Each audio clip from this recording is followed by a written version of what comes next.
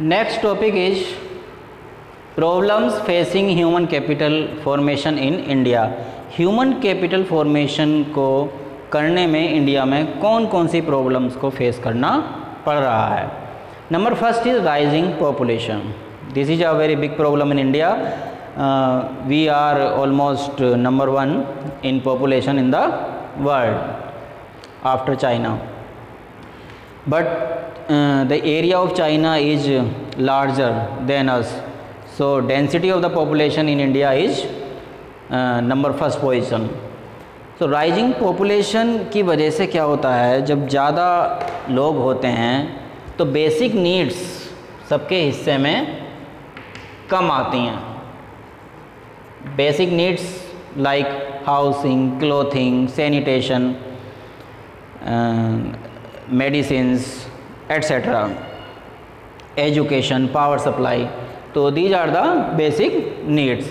तो basic needs जब इंसान को नहीं मिलती तो क्या होता है, उसकी जो क्वालिटी ऑफ लाइफ है, क्वालिटी ऑफ लाइफ, तो क्वालिटी ऑफ लाइफ इससे क्या होता है, डिक्रीज़ होती है। क्वालिटी ऑफ लाइफ डिक्रीज होती है, बीमार होते हैं लोग, कमज़ोर होते हैं, माइंडफुल नहीं होते, इंटेलिजेंट नहीं होते, एजुकेटेड नहीं होते, एजुकेशन नहीं मिलती, तो जो इनोवेटिव स्किल्स उनके अंदर होनी चाहिए, जो नॉलेज होनी चाहिए वो नहीं होती। तो इसकी वजह से फिर क्या होता है, उनको एम्प्लॉयमेंट नहीं मिलता। जब रोज़गार नहीं मिलता तो अब कुछ काम करेंगे तभी तो पैसे मिलेंगे, पैसे नहीं मिलेंगे, पैसे नहीं मिलेंगे तो क्या होगा, गरीबी बढ़ती है, पॉवर्टी, और जिसकी वजह से जो ह्यूमन कैपिटल फॉर्मेशन है वो हमारा रुक जाता है। और ये जो लोग हैं, इस तरह की जो पॉपुलेशन है, वो एक बर्डन हमारी कंट्री पर हो जाती है। इसके लिए गवर्नमेंट को और ख़र्चा करना पड़ता है, अपनी सब तरफ से फैसिलिटीज़ प्रोवाइड करानी पड़ती हैं। देखिए, ये मुफ्त का राशन मिलना, this is not the solution for a developing country. किसी कंट्री को डेवलप करने के लिए मुफ्त में घर बनवा देना, मुफ्त का राशन बांट देना, दाल, चावल, गेहूँ, तो this is not the solution. ये तो हमें मजबूरी में करना पड़ रहा है जिससे कि कोई भूखा ना रहे। सॉल्यूशन इज़ दैट कि सभी लोगों को कुछ ना कुछ काम मिले, जिसके बदले में उनको फिर पैसे मिलें, इससे क्या होगा, उनके अंदर एक कॉन्फिडेंस आएगा, and because of that confidence they will do better, and they will feel also that in the development of our country we also have a important role, we also play an important role। तो इससे उनके अंदर self confidence आएगा और एक देशभक्ति की भावना भी उनके अंदर पैदा होगी। Next is brain drain. This is a very serious problem. People born होते हैं इंडिया में, they born in India, they study in India, but after completing their training, after getting their knowledge, expertise and degree, they went to developed country in search of jobs।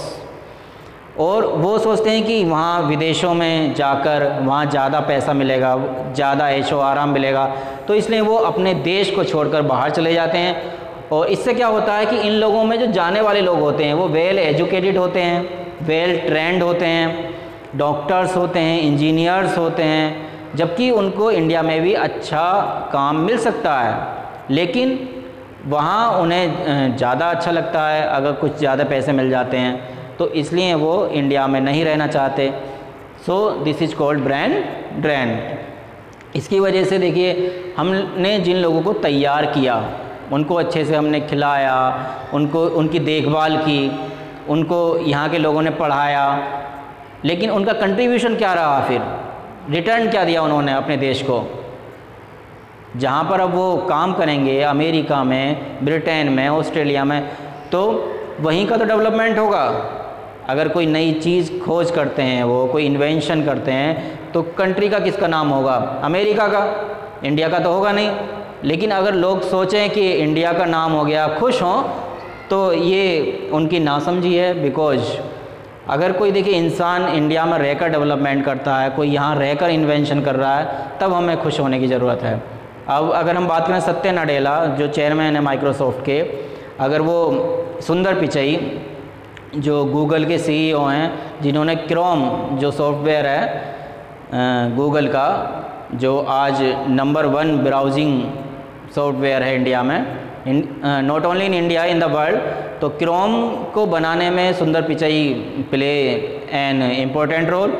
लेकिन we should not be happy so much that to think that Sundar Pichai is an Indian. No, now he is not an Indian, he is an American.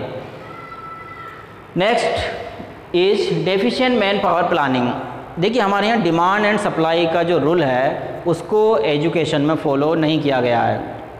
Planning जो man power की गई है वो ठीक से नहीं हो पाई है। यहाँ पर पढ़े लिखे लोग, एजुकेटेड लोग ज़्यादा हो गए हैं इस समय, and in relation to that jobs उनको नहीं मिल पा रही है। तो इसकी वजह से अनएम्प्लॉयमेंट हमारे देश में बढ़ रहा है। So this is called deficient man power planning. मतलब हम ये तय नहीं कर पाए कि कितने लोगों को हमें पढ़ाना चाहिए, कितने लोगों को हायर स्टडीज़ की रिक्वायरमेंट है, और किस तरह से हम सिलेबस को डिज़ाइन करें जिससे कि सभी को काम मिल सके। लेकिन देखिए आपने देखा होगा डॉक्टर, कोई भी MBBS डॉक्टर है, आपने कभी क्या किसी को अनएम्प्लॉयड देखा, किसी को बेरोज़गार देखा? मैंने तो नहीं देखा। किसी हॉस्पिटल में भी जॉब कर सकते हैं, या फिर अपनी क्लिनिक भी कहीं पर भी एक मेज़ या कुर्सी रख के बैठ सकते हैं, और कहीं पर भी अर्निंग ये लोग कर सकते हैं। तो ऐसा क्यों है, डॉक्टर्स अनएम्प्लॉयड क्यों नहीं हैं? बिकॉज इनका जो कोर्स है, जिसको हम bachelor of medicine and bachelor of surgery बोल रहे हैं, ये इतना टफ है इंडिया में कि इसमें एडमिशन ही आसानी से नहीं होता। 1-1, 2-2 साल लोग कोचिंग करते हैं, और उसके बाद पढ़ाई में भी प्रैक्टिकल्स काफ़ी होते हैं, तो जिसकी वजह से इनको नॉलेज होती है और ये ट्रेंड हो जाते हैं। अब इनको कहीं ऐसा नहीं है कि अपना रिज्यूमे लेकर जॉब ढूंढते घूमते रहें, ये तो जहाँ चाहें वहीं पर बैठकर अपनी प्रैक्टिस शुरू कर सकते हैं। तो इस तरह से जो यहाँ पर इंजीनियरिंग के बहुत सारे प्राइवेट कॉलेज इस समय खुल गए हैं, BTech, MBA, MCA, भीड़ इकट्ठी हो गई है लोगों की।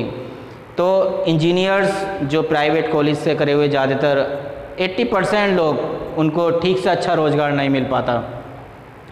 MBA, MCA इनको कुछ खास काम नहीं मिल पाता, क्योंकि इनको करना आसान हो गया है बहुत ज़्यादा। अगर इनका भी MBBS की तरह ही टफ अगर गवर्नमेंट सिलेबस डिसाइड करे, और B.Ed की अगर बात करें आप टीचिंग में, तो करोड़ों लोग B.Ed वाले ऐसे हैं जिनको एम्प्लॉयमेंट नहीं मिल पाता। तो इस तरीके से गवर्नमेंट को चाहिए कि इनको क्या है, सही तरीके से सिलेबस इनका टफ़ थोड़ा किया जाए, जिससे कि जो इनको करना मुश्किल हो जाए, और या फिर जो कर पाए उसको गारंटी हो कि अगर जब तक नौकरी नहीं मिलेगी तो हम आपको 20,000 10,000 रुपये गवर्नमेंट उनको पे करेगी। Next is insufficient on the job training in primary sector, specially in agriculture. Agriculture में कुछ खास ट्रेनिंग नहीं दी जाती लोगों को कि किस तरह से वो खेती में एक्स्ट्रा अर्निंग कर सकते हैं। बस वो खेती के ऊपर डिपेंड रहते हैं, और जब फ्री टाइम होता है तो क्या करते हैं, नीम के पेड़ के नीचे बैठे हुए पत्ते खेल रहे होते हैं। तो ये इनके पास काफ़ी टाइम होता है गांव में लोगों के पास, लेकिन फिर भी ये इसको यूटिलाइज़ नहीं करते। इनको नहीं लगता कि हमें और ज़्यादा अर्निंग हम कर सकते हैं, हमें ये जो टाइम है इसको यूटिलाइज़ करना चाहिए, थोड़ी पढ़ाई लिखाई भी कर सकते हैं। बस ठाली बैठे रहते हैं और कुछ काम पर, बस खेती का काम पूरा देखिए 12 महीने नहीं चलता। एक सीज़न आता है जब काम होता है, और उसके बाद ज़्यादातर लोग गांव में फ्री रहते हैं। तो इसमें ऑन द जॉब ट्रेनिंग की कमी है प्राइमरी सेक्टर में, तो इस पर थोड़ा ध्यान देना चाहिए। नेक्स्ट, लो एकेडमिक स्टैंडर्ड्स। देखिए 1st to 12 अगर हम बात करें तो इन इंडिया जो हमारा एकेडमिक स्टैंडर्ड है वो वर्ल्ड में बेस्ट है। CBSE, ICSE अगर बोर्ड की हम बात करें तो अगर किसी स्टूडेंट ने बड़ी मेहनत से पढ़ाई की है इसमें, ईमानदारी से, ऑनेस्टली, तो उसका जो इंटेलिजेंस लेवल है वो काफ़ी अच्छा होता है और उसको अच्छे से मतलब नॉलेज होती है। लेकिन अगर हम आफ्टर 12th की बात करें, ग्रेजुएशन, पोस्ट ग्रेजुएशन, तो तो वहाँ पर जो स्टैंडर्ड है पढ़ाई लिखाई का वो बहुत ही ज़्यादा लो है, बहुत ज़्यादा बैड कंडीशन है वहाँ पर। जो प्रोफेसर्स हैं वो क्लास में ही नहीं जाते, क्लास ही नहीं लेते, और स्टूडेंट भी इन द मंथ में 3-4 दिन कॉलेज चले गए। तो ज़्यादातर सेल्फ स्टडी होती है या फिर अपना ट्यूशन लोग पढ़ लेते हैं।